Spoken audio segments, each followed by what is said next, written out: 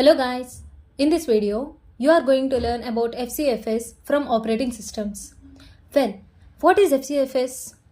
It is a type of scheduling algorithm that is used to schedule the processes that are present in ready queue. Okay, so in ready queue there will be many processes.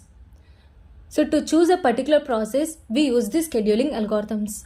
In that we are now explaining FCFS. The full form is first come first serve. So it is based on the criteria arrival time. That means which process is arrived first is going to be executed first. So here the tiebreaker is process ID.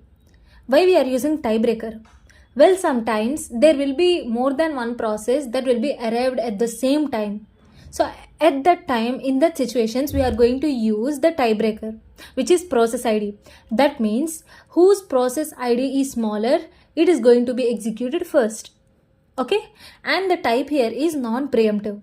That means we can't stop execution of a particular process in the middle. Okay, the process should complete its execution and then another process should enter. Okay, now let's see how this works. Here I have taken three processes where P1 and P2 arrival time is 00 and P3 arrival time is 2. It is nothing but the P1 and P2 will be entered into the ready queue at the time unit 0 and at the time unit 2 P3 will be entered. Okay, and this is known as burst time. Burst time is nothing but the time which will be taken to execute the process. So P1 will take 30 units and P2 and P3 will take 5 units each to execute the processes. Okay, then what about completion time? Completion time is nothing but the time when these processes will complete their execution. Complete execution. Okay, and here there is turnaround time, where this turnaround time is nothing but the time you spent inside the ready queue or inside the CPU execution time. Okay, for example, if you are a student, then after you go to the college at 8 o'clock, here 8 o'clock is arrival time and you will study in college just for 2 hours, that is burst time, and you will come out of the college at 5 o'clock, that is completion time. And the turnaround time here is the time you spend inside the college. Okay, that is known as turnaround time. Here there is a formula for turnaround time where turnaround time equal to completion time minus arrival time. It is correct, right? So the time you have spent in the college will be equal to the time you have left the college minus the time you arrived the college. You arrived to the college. Okay, this is known as turnaround time. Then what about waiting time? Here waiting time is nothing but, see, a process will be in the execution, okay, and another process is waiting for its turn to get executed. That is known as waiting time. For example, after 2 seconds it is started executing. Till those 2 seconds it is waiting. So that 2 seconds is known as waiting time. Okay, and then the response time. Response time is nothing but the time the CPU responded to you, that time CPU started executing you, that is known as response time.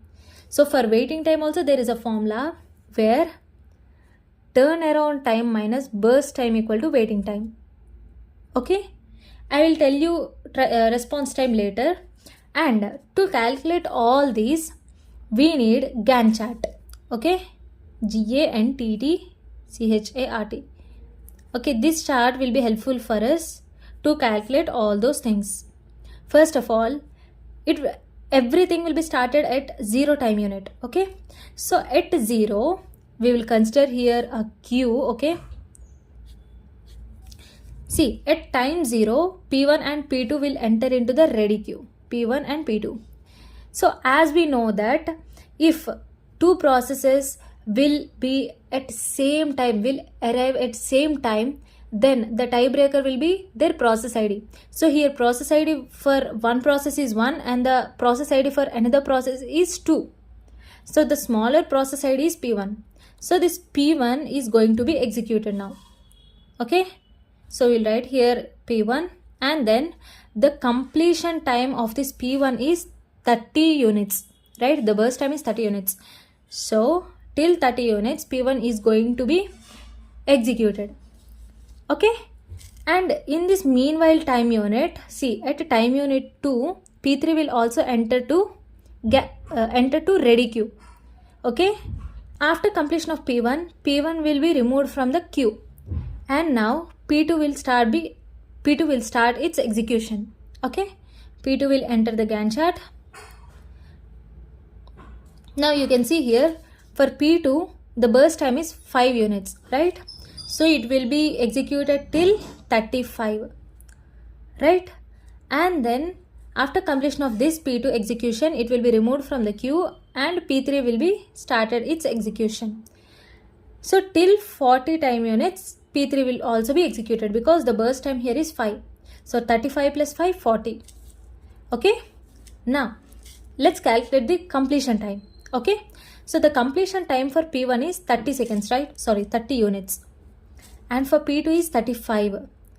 And for P3 is 40. Okay? Then what about turnaround time? How much time they have stayed inside that CPU? It is calculated by CT minus AT. Okay? 30 minus 0 equal to 30. 35 minus 0 equal to 35. And here 40 minus 2 equal to 38. Okay? So this is turnaround time, which means the time it is stayed inside the CPU or queue. Okay? Now, what about waiting time? Waiting time is nothing but the time which it is waited before it started its execution. Okay? So here the formula is TAT minus burst time. So TAT here is 30 and burst time is 30. So it's 0. 30 minus 30 equal to 0. Obviously, right? P1 came at the first itself. So it started executing without wasting any time. So here the waiting time will be 0. Now let's calculate for the second process where 35 minus 5. That means 30. Obviously, right? Till completion of process 1, P2 is waited in queue. That is what 30 units. Okay? And then we need to talk about the process 3 where 38 minus 5, which means 33. Okay? It is waited till 33 units. Then what about response time?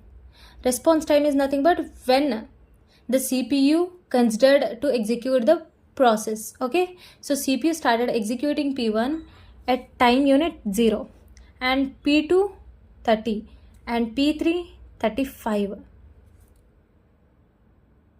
Okay? So this is what the response time is. Now we need to calculate throughput. Okay? Throughput will be helpful to say how efficient the algorithm is. Okay? Now, how to calculate this throughput? Total completion of time, total time, it is taken 40 seconds to complete 3 processes. Right? Not 40 seconds, I'm sorry. 40 units of time it is taken to execute all these 3 processes. So, 3 processes by 40 units. This is the throughput. Okay? This is what FCFS is.